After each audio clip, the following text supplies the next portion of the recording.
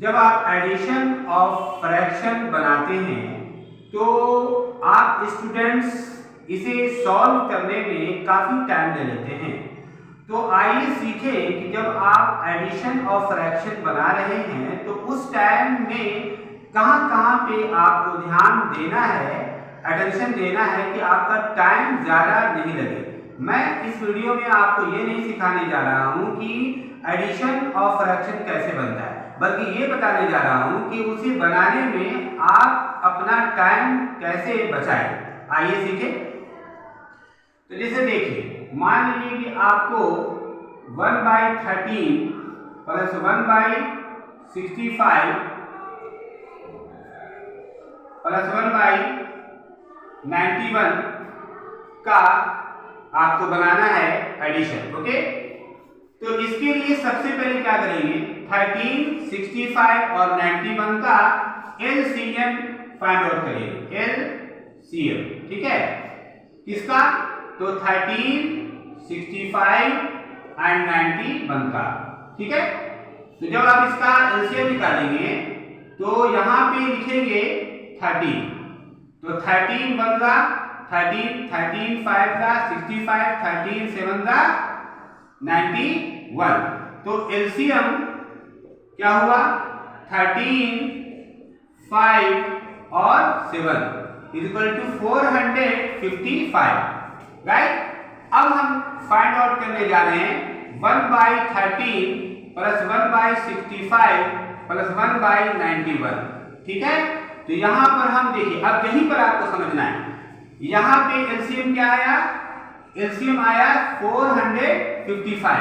तो यहां पर हम 455 लिख तो देंगे, लेकिन देखिए क्या जानना है आपको जानना क्या है, इसे मैंने यहां पर लिख दिया, ठीक है।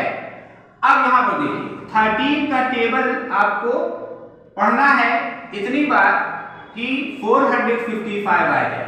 तो यहीं पर आपका टाइम ज्यादा लग जाता है ये पता करने में कि 13 का टेबल कितनी बार पढ़ें कि 455 आ जाए, ठीक है। तो देखिए, इसको अगर पता करना है तो वेरी इजी वे है। यहां पर देखिए, आपने 455 को किसे मल्टीप्लाई करके लाया है? आपने 13, 5 और 7 को मल्टीप्लाई करके 455 लाया है। तो यहां पर देखिएगा, यहां पर 13 है और यहां पर भी 13 है। तो इस 13 को आप कैंसिल कर दीजिए, इस 13 को आप कैंसिल कर दीजिए, कैंसिल, ठीक है। तो बचा क्या? 5 और 7। तो 5 और 7 को मल्टीप्लाई कीजिए, 5 को 7 को मल्टीप्लाई कीजिए, तो क्या आ जाएगा? 5 7 का 35। तो यहां पर लिखिए 35। इसका मतलब ये हुआ कि 13 का टेबल हम 35 बार पढ़ेंगे तो 455 आएगा। और हाँ, इस 35 को भी लिखेंगे तब जब ऊपर में 1 होगा, यानी 1 होगा तो उस 35 को 1 से मल्टीप्लाई करेंगे तो 35 आएगा, 35 लिखेंगे। अगर यहाँ पर 2 होता ऊपर में तो फिर 35 को ऊपर वाले 2 से मल्टीप्लाई करते तो यहाँ पर 70 आता। तो हमने आपको समझाने के लिए ऊपर में कोई और नंबर नहीं दिया है, बल्कि 1 ही दिया है। अब उसके बाद देखिए, यहाँ पर 65 है, तो 65 का टेबल पढ़ना है इतनी बार कि 455 आए। अब ये एक बड़ा काम है, एक बड़ा जॉब है कि 65 एक बड़ा नंबर है और आपको जानना है कि कितनी बार में 455 आए। तो कुछ नहीं, एकदम आसान तरीका है। यहाँ पर 13 और 5 और 7 दिया हुआ है, तो ये देखिए कि इन तीन में से किस दो को मल्टीप्लाई करने पर 65 आता है। तो देखिए, यहाँ पर आपको 13 को 5 से मल्टीप्लाई कीजिए, 13 को 5 से मल्टीप्लाई कीजिए, तो क्या आएगा? 65 आएगा। तो आप 13 और 5 को कैंसिल कर दीजिए, तो बचा क्या बगल में? 7।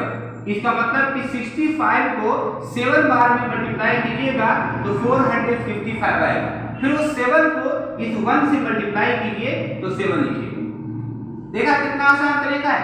अब उसके बाद आइए यहाँ पर 91 का टेबल कितनी बार में पढ़िएगा कि 455 आएगा। ये एक बड़ा वर्ग है, 91 एक बड़ा नंबर है और आप ये जानने की कोशिश कर रहे हैं कि 91 का टेबल कितनी बार में पढ़ें कि 455 आए। एकदम आसान तरीका है। कैसे?